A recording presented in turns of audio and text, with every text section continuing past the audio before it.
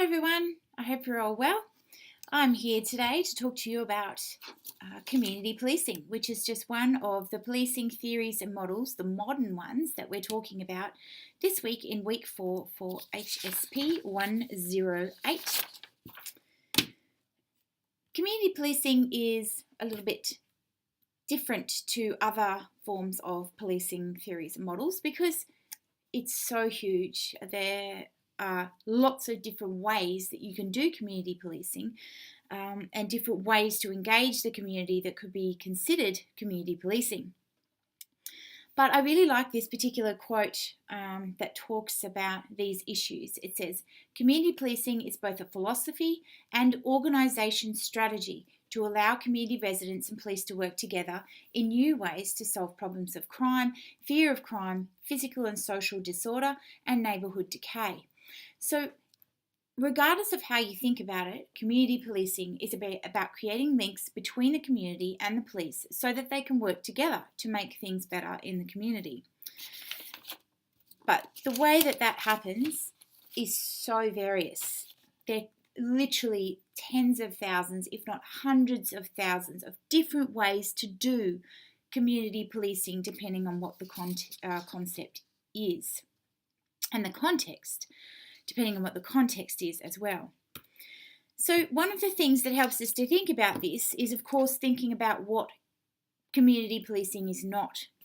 And I really like this particular quote that says, it is not military-style policing. The central bureaucracy obedient to directive legislation which minimises discretion. It is not policing that is autonomous of public consent and accountability. It is also not policing that is committed primarily to reactive crime fighting strategies. It is not policing that is measured by output in terms of professional efficiency. Rather, it is policing which is determined by strategies, tactics, and outcomes based on community consent.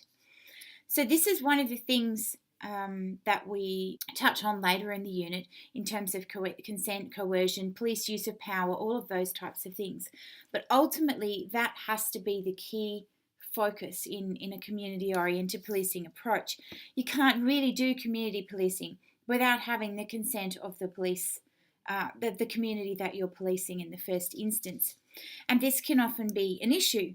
There might be a specific program which is running really, really well in a certain community that they've implemented it in, but so they think, oh, we'll take that program, we'll implement it somewhere else.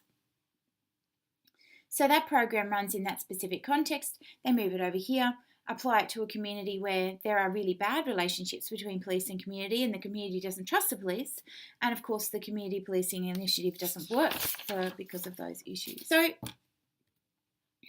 a little bit of general stuff. It appeared around the mid-1970s.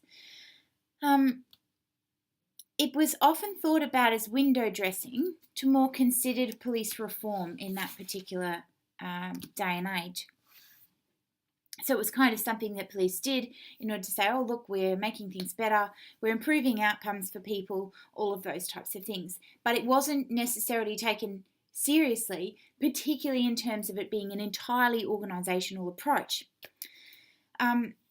Scogin talks about how it involves citizen involvement, problem solving, and of course it's decentralised, which means it's happening within that localised context. It's also not a set of specific projects.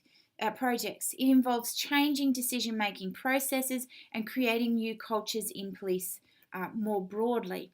So again, it can't be one specific section that might be focused on community policing. It really works best when the entire organisation itself is brought along for the ride, so to speak. So all the different elements of the organisation are working towards this notion of community policing.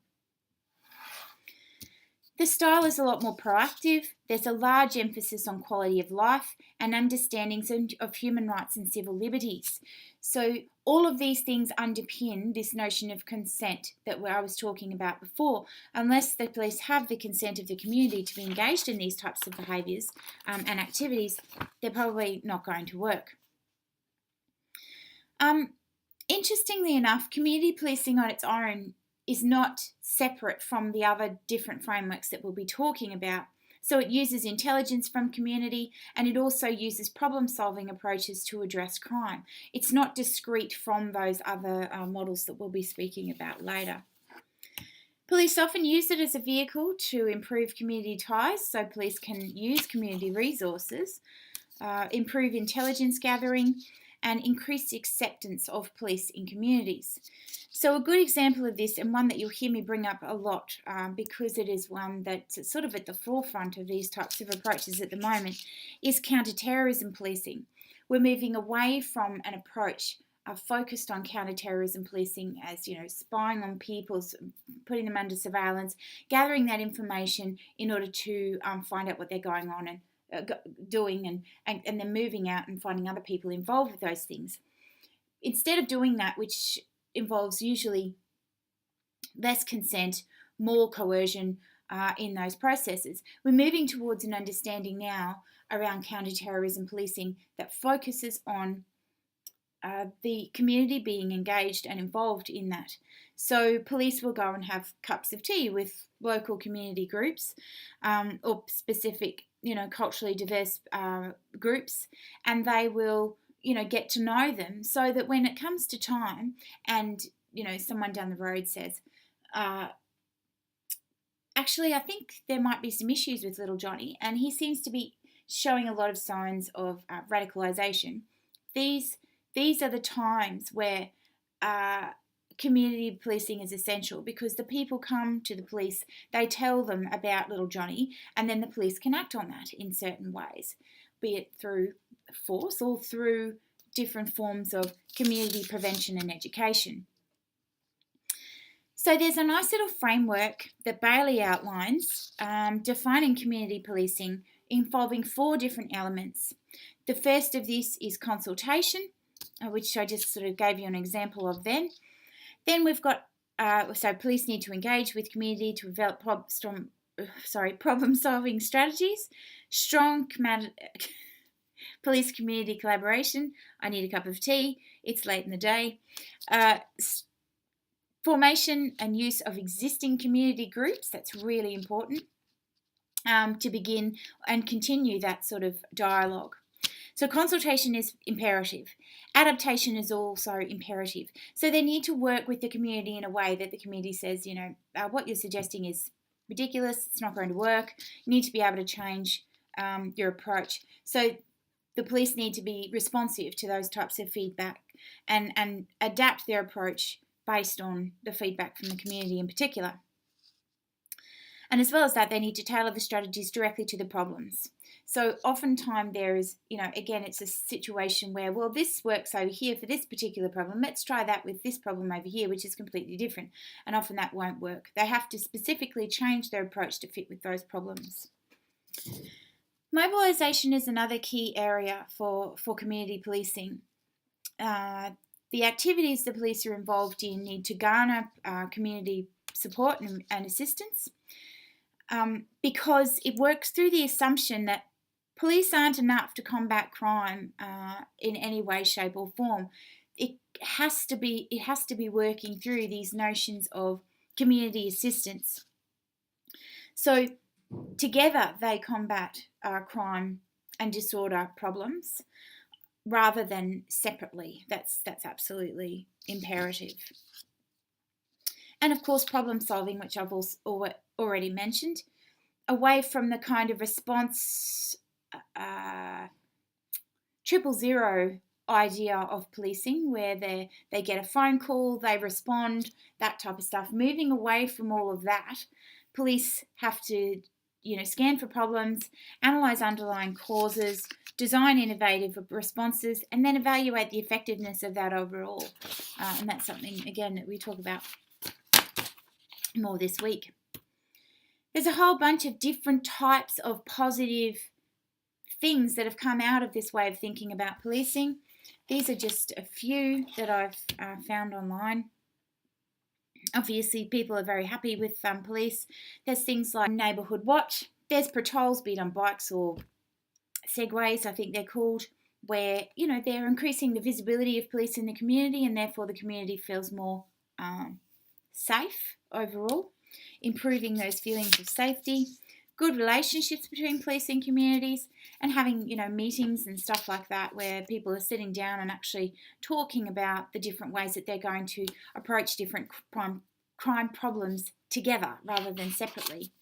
And of course, we have things like PCYCs that do a lot of work to prevent crime within local communities, particularly amongst young people. But overall, in terms of the positives, there's also some negatives that we need to account for. For instance, what on earth is a community? Like, this definition or understanding of this term is imperative. We need to know the type of community that we're targeting with different policing initiatives in order for those things to be successful. So that's something that is constantly debated. What is a community, and how do we define that? What if the community is not fond of the police? And relationships are absolutely crucial to this particular way of doing things. If you don't have those pre-existing relationships, you can guarantee that a community policing approach is not going to work. It's not going to fly.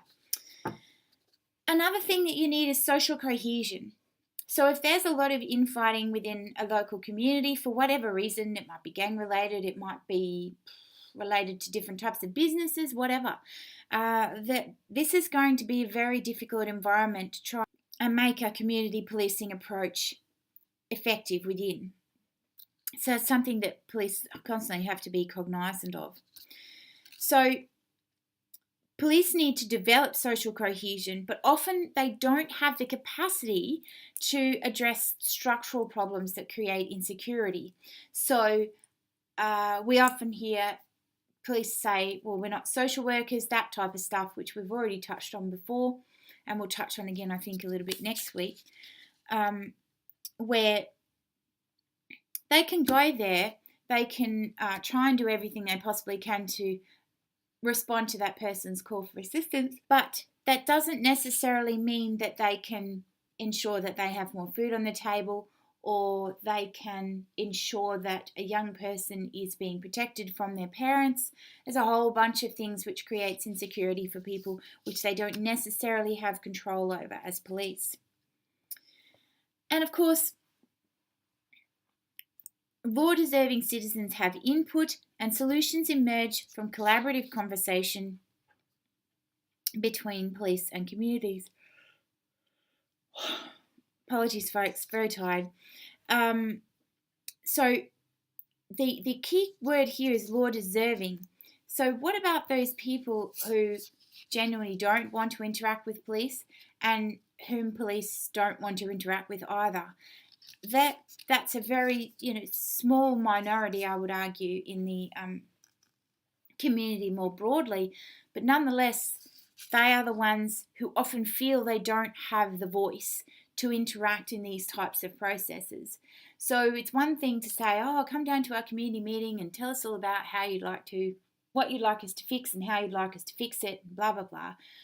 But unless they have the cultural capital and understanding to articulate their ideas in that type of environment and to feel that the police will actually believe them and listen to them honestly, they're not going to engage. So that's a really big concern. When does community policing fail? There's a whole bunch of different times when this happens. I think I've already touched on this. The level of emergency that's demanded by that circumstance will often shape the way that the capacity of police to respond in a way that is focused around community policing initiatives. So police might be entrenched over here in proactive ways of doing policing, but then have something where they're being called out to an emergency where they can't be proactive and nice anymore. They've just got to say, look, you need to go right now over there or you're going to get into serious problems if you don't move. So that really limits the amount that police can be proactive in the way that they do policing. Opposition, of course, for middle management is a common one because they not middle management itself, but there are sections of policing organisations that think about community policing as a soft touch approach. So they don't value it as highly as other types of approaches where they might, go out and do a booze bust and get every single car has to be searched, all of those types of things. Others talk about how it's, they think about it as a waste of time. It's a lot of police resources to be standing in the community and speaking to people. And some people in police organisations will say, well, it's not the best use of our time, so I think we need to do something else. The organisational culture itself is often resistance. Police regard public work, regard the public with suspicion overall because they are obviously the ones who are involved in crime and they're policing them. But also the fact that the soft touch type of approach I was talking about before is an issue within all levels of policing, but a lot of the research suggests particularly frontline police officers really don't regard community policing very highly. There's, of course, the thought that it's top down, that it's being, applied up the top of the police level organisation here to a whole bunch of police officers working down here. So they typically do look at those types of moves with suspicion. And then, of course, it's not real police work because it's that sort of soft touch approach. I've already briefly touched on how it's important that the way that the community thinks about police is that they think them very highly and that they trust them, they see them to be legitimate, all of those things. There are a lot of communities where that is not the case. So the history of difficult policing interactions and general suspicion from the residents in a community will very much impact whether or not things move forward in a coherent way. And I've already talked about the last point. Yay me, working ahead of time. Transplant failure, where you take something that works in one area and you place it into another area that doesn't have the means, the resources, the capacity to deal with or to invest in those types of approaches. But most importantly, there's often things, this has worked in America, let's go and do this in Africa, for instance. It can exacerbate social schisms. The needs of these programs are not at all tailored to developing countries. And of course, a lot of the time, the funding for these programs can be used through international aid organisations, and people really resent that. They think these are aid organisations that's supposed to be helping us survive, not helping us to build relationships with police. So that's just a few examples of how this sort of stuff can be regarded with suspicion, I suppose. Okay, I'm just going to quickly walk through a case study of integrated community policing because this is a really good one. This is happening in New South Wales at the moment. They have a specific unit which is tasked with policing ethnically diverse communities and stuff like that, and for working with LGBTI communities in particular.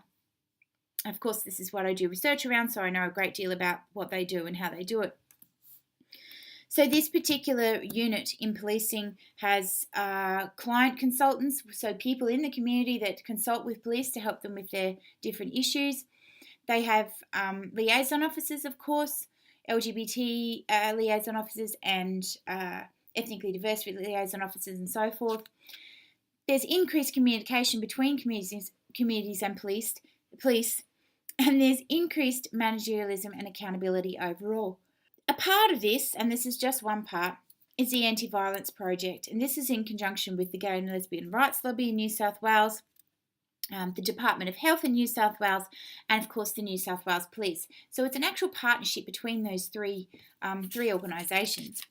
They collect data from the community about different forms of violence that's going on within different communities, and they focus on different forms of community education. This emerged out of a very interesting context. So growing recognition of prejudice-related violence in particular against LGBTI communities, and they did research projects and a whole bunch of other stuff to actually determine that. There was significant under-policing of this violence, but at the same time, the police were over-policing other forms of community behaviours, such as same-sex couples kissing in public. The police would go up to them and tell them what they were doing was inappropriate, that sort of stuff. And also over-policing of drug offences as well. And of course, there's a history of bad relationships between gay and lesbian communities and police in the past, which very much spurred the police to doing more in this particular area. So they have a specific program now, which is focused around LGBTI communities. They have compulsory training for new recruits. They have liaison officers in major patrols, and they have additional training for the gay and lesbian liaison officers, or GLOWs as they're called. They recruit specifically officers who identify as gay or lesbian, and even transgender people are involved in that process now as well.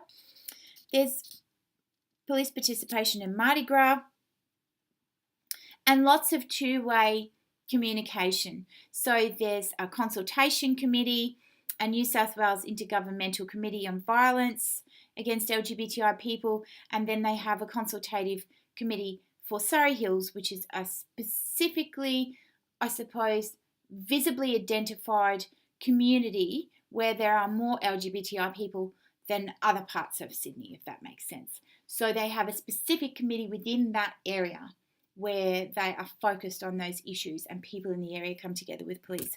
So lots of work at different levels happening in the organisation. It has actually led to reduced violence. It has had a specific impact in these areas. Increased prosecutions as well, and within 10 years they actually found that the need for the anti-violence project in particular was reduced significantly. So talking about defunding it and so forth, because there just wasn't any need for it anymore. People were actually going to the police to report violence, which is just brilliant.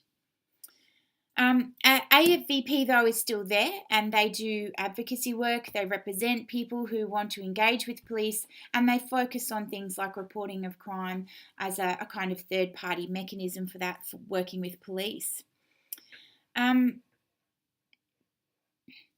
They also have AVP representation on all of the different committees that I've listed above there.